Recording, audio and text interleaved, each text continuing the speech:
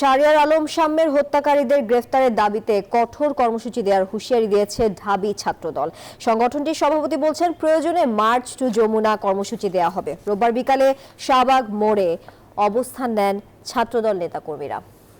দশকের আগে শাহবাগ থানা ঘেরাও করেন, কালো পতাকা মিছিল করে উপাচার্য ও প্রক্টরের বহিষ্কারের দাবি তোলেন তারা। এদিকে ঢাবি শিক্ষকরাও হত্যার বিচার চেয়ে ক্যাম্পাসে সরব হয়েছেন।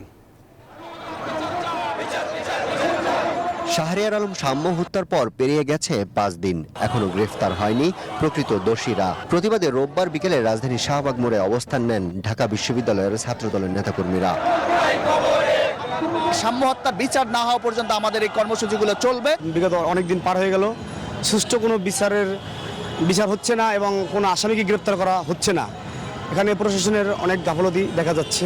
ছাত্রদল সভাপতি বলেন, হত্যাকারীদের ধরতে দায়িত্বশীল আচরণ করছে না সংশ্লিষ্টরা। দোষীরা গ্রেফতার না হলে দেয়া হবে কঠোর কর্মসূচি। যদি তাদের এই ধরনের ষড়যন্ত্রমূলক এবং সদিচ্ছার অভাব আগামীতে লক্ষ্য করে, তাহলে স্পষ্ট ভাষায় বলে দিতে চাই, ছাত্রদলের যাত্রা হবে যমুনায় এবং আমরা আমাদের দাবি দেওয়া আদায় করে বাসায় ফিরব। এর আগে ঢাবির রাজু ভাস্কর্যের সামনে জড়ো হন শিক্ষার্থীরা। সেখান থেকে মিছিল নিয়ে ঘেরাও করেন শাহবাগ থানা। এখন আমরা কোনো জবাব পাই না, তারা কি করছে, তাদের কাজের অগ্রগতি কতটুকু, এটা আমরা এখনো জানতে পারিনি। যে প্রধান খুনি অর্থাৎ যে ছুরিকাঘাত করেছে, যে দুর্বৃত্ত, তাকে গ্রেফতার করতে হবে। শিক্ষার্থীদের সাথে সংহতি জানান শিক্ষকরাও। ঢাবি ভিসি বলেন, শাম্য হত্যার বিচার নিশ্চিত করতে হবে।